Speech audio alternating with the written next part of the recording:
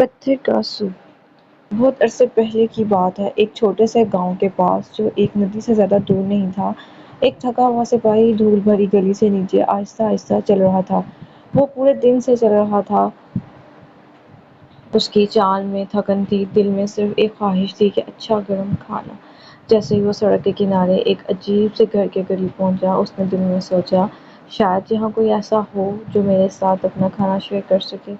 یہ سپاہی ایک باغ سے گزرا جہاں گوبھی، آلو، پیاز اور گاجریں اگ رہی تھیں، اور لکڑی کے دروازے کی طرف بڑھا۔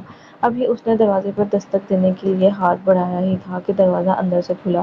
سامنے ایک بوڑھا آدمی کھڑا تھا، اس کے ہاتھ کھروں پر تھے اور تیوری چڑھی ہوئی تھی۔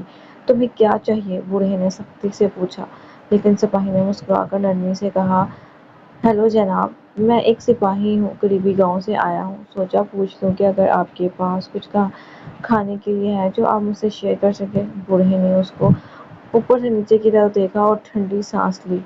"نہیں، اب چلے جاؤ۔" لیکن سپاہی تو مسکرا رہا تھا۔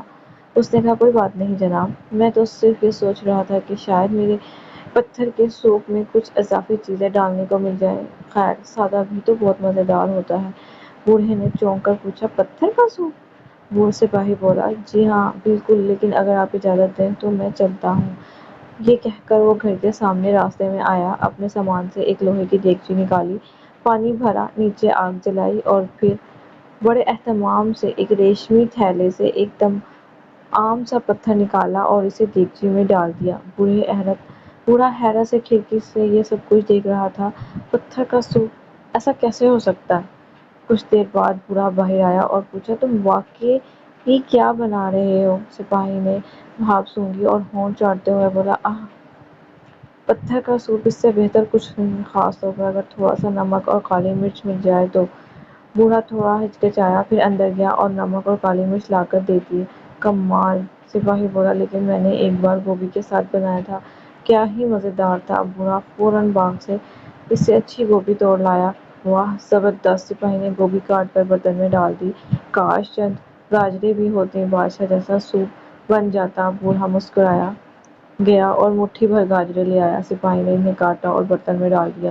یہی سلسلہ چلتا رہا۔ بوڑھا خوشبو سے متاثر ہو کر پیاز، آلو، گوشت اور سب کچھ لاتا گیا۔ سپاہی نے بھی اپنے تھیلے سے مشروم اور جو نکالے اور شامل کیے، یہاں تک کہ اس نے اعلان کیا، "سوپ تیار ہے۔" بوڑھا اب مسکرا رہا تھا۔ اس نے کہا، "اندر آ جاؤ، میرے پاس تازہ ڈبل روٹی ہے جو آج صبح بیکری سے لایا ہوں، پتھر کے سوپ کے ساتھ لاجواب لگے گی۔" دونوں نے مل کر شاندار کھانا کھایا۔ سپاہی نے اپنا دودھ کا ڈبہ بھی نکالا اور شیئر کیا۔ کھانے کے بعد سپاہی نے بوڑھے کو ریشمی تھیلا دیا جس میں وہ جادوئی پتھر تھا۔ بوڑھے کو تب جا کر احساس ہوا، یہ تو صرف ایک عام پتھر ہے، اصل جادو تو اشتراک، مہربانی اور مل کر کام کرنے میں تھا، جس سے وہ دونوں ایک مزیدار کھانا بنا کر کھا سکے۔ اور یہی ہے پتھر کے سوپ کی کہانی۔